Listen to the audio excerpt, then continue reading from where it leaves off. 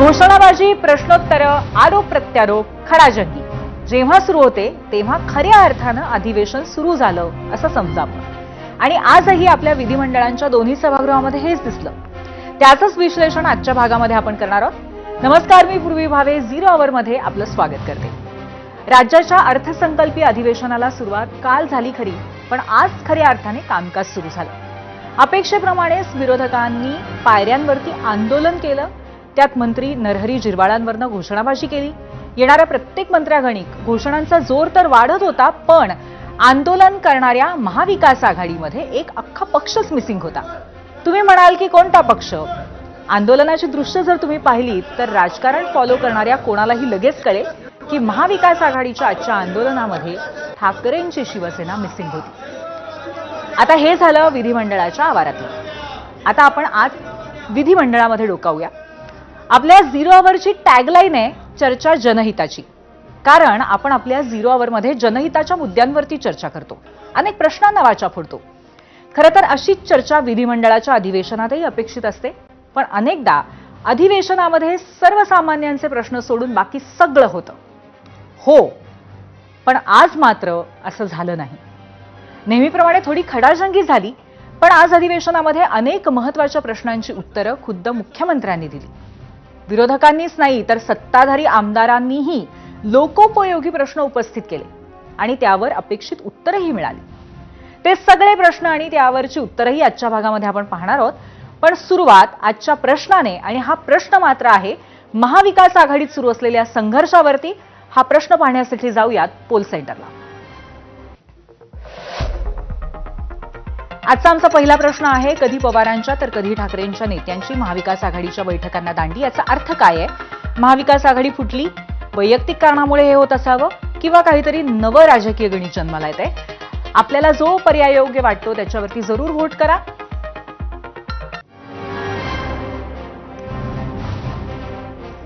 तर महाविकास आघाडीमध्ये नक्की कसा काय संघर्ष सुरू आहे याचं विश्लेषण आणि चर्चा आपण करणार आहोत.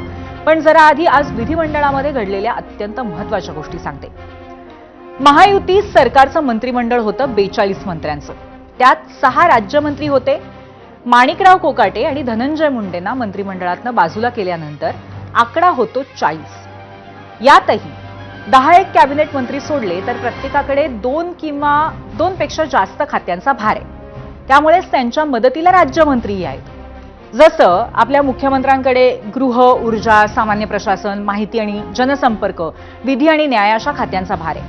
उपमुख्यमंत्री एकनाथ शिंदेंकडे नगरविकास, गृहनिर्माण, सार्वजनिक बांधकाम अशी खाती आहेत. आता हे सगळं मी का सांगतेय तर आज अधिवेशनामध्ये सगळ्यात महत्त्वाची असतात ती मंत्र्यांनी दिलेली उत्तरं. पण त्यामध्ये एका नेत्याकडे 4 विभाग असतील तर त्यांना एकाच वेळी 2 सभागृहांमध्ये वेगवेगळ्या प्रश्नांवरती उत्तर देणं कसं शक्य होईल? म्हणूनच गेल्या काही वर्षांमध्ये एक प्रकार विधिमंडळात सुरू झाला, ज्यानुसार मुख्यमंत्री आणि उपमुख्यमंत्री यांच्याकडे असलेल्या खात्यांचा भार अधिवेशन काळापुरता इतर मंत्र्यांकडे दिला जातो. म्हणजेच काय तर ते मंत्री त्यांना देण्यात आलेल्या खात्याच्या अधिकाऱ्यांच्या बैठका घेतील आणि त्यावर त्या सभागृहात उपस्थित झालेल्या प्रश्नांचीही उत्तरं देतील. आजही आपल्या विधानसभेमध्ये जनहिताची चर्चा होण्याआधी हेच घडलं. मुख्यमंत्र्यांनी आणि उपमुख्यमंत्र्यांनी आपल्या काही खात्यांचा भार सहकारी कॅबिनेट मंत्र्यांकडे देण्याचा प्रस्ताव विधानसभा अध्यक्षांकडे ठेवला. तो अध्यक्षांनी मंजूरही केला.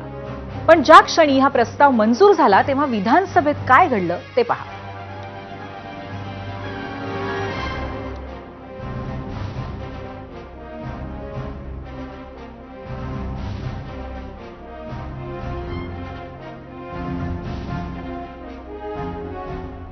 स्वतः विधिमंडळाच्या आवारात असताना त्यांच्याशी संबंधित खात्याचं कामकाज सभागृहामध्ये अधिवेशन कालावधीमध्ये दुसऱ्या मंत्र्याला चालवायला देणं हे अत्यंत चुकीचं आहे.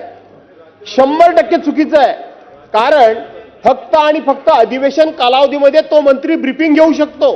यापेक्षा त्या मंत्र्याला नित्यनेमानं त्या खात्याचं काम करण्याचा कुठलाही अधिकार नाही. त्यामुळं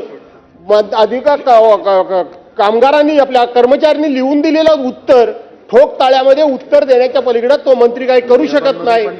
आणि म्हणून बोला फक्त आणि फक्त कुठल्याही खात्याच्या संबंधातलं, कुठल्याही मंत्र्यांच्या संबंधातलं उत्तर फक्त सभागृहाचे नेते माननीय मुख्यमंत्री महोदय देऊ शकतात. सभागृहामध्ये काही पेच प्रसंग निर्माण झाला तर एखादे सिनियर मंत्री उभे राहून त्या ठिकाणी हस्तक्षेप करू शकतात. पण सरसकट कामकाज एखाद्या मंत्र्याला चालवायला देणं तुमच्या अधिकारामध्ये, मुख्यमंत्र्यांच्या अधिकारात तुम्ही मध्ये घेतला, पण ही प्रथा पाडू नका अशी माझी कळकळीची विनंती. हा काय नवीन पायंडा नाहीये. 2019 पासून 2022 पर्यंत सातत्याने अशी पत्र आणि त्या पत्राला मंजुरी पीठासीन अधिकाऱ्यांनी दिलेली आहे. नंबर 1, या संदर्भात कुठचाही नवीन पायंडा या सभागृहात आपण पाडत नाही आहोत. तर भास्कर जाधवांनी एकदम विरोधी पक्षनेत्याच्या भूमिकेत जाऊन केलेला हा आरोप अध्यक्षांनी थेट संविधानाचाच दाखला देत खोडून काढला आणि कामकाज पुढे नेलं. आता विधानसभेमध्ये हा मुद्दा संपलेला होता, पण ठाकरेंच्या आमदारांनी हाच मुद्दा पुन्हा एकदा विधान परिषदेतही उचलून धरला आणि यावेळी त्यांच्या वतीने बॅटिंग केली अनिल परबांनी. परंतु हे काय चाललंय? राज्यमंत्र्यांना उत्तर द्यायला देत नाही. राज्यमंत्री सभागृहात असताना दुसऱ्या खात्याचा मंत्री तिसऱ्या खात्याचं उत्तर देतोय आणि नंतर आश्वासन दिल्याच्या नंतर, हा विषय तर मी काढणारच आहे, आश्वासन दिल्याच्या नंतर या आश्वासनांची पूर्तता नाही. आश्वासन समित्यांच्या बैठकीत तो मंत्री उत्तर देऊ शकत नाही, कारण तो मंत्रीच नसतो जागेवरती ज्याने आश्वासन दिलं असेल. या टेक्निकॅलिटीचा काहीतरी आम्हाला फडशा तुम्ही पाडावा, याच्या बाबतीमध्ये आपण निर्देश द्यावे की राज्यमंत्र्यांनी उत्तर द्यावं.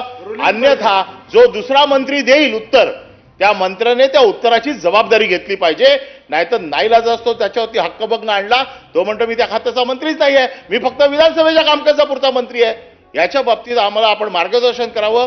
तुम्ही सर्क्युलर आहे तुमच्याकडे, पण त्या सर्क्युलरला आपलं हे जे लाल पुस्तक आहे, या लाल पुस्तकाची जोड द्या आणि आम्हाला सांगा की या लाल पुस्तकात कुठे लिहिलंय आणि निर्णय राखून ठेवायचा. तुम्ही आवश्यक आम्हाला उद्या सांगा. नाही, नियमत नाही, मी वाचूनच आलोय. आज पूर्ण अभ्यास करून आलोय त्याचा. चालेल, बस आपण बसू ना, आपण राखून ठेवतोय ना नियम. आता हेच अनिल परब महाविकास आघाडी सरकारच्या काळामध्ये संसदीय कामकाज मंत्री होते, त्यामुळे नियमांवरती बोट ठेवत त्यांनी विधान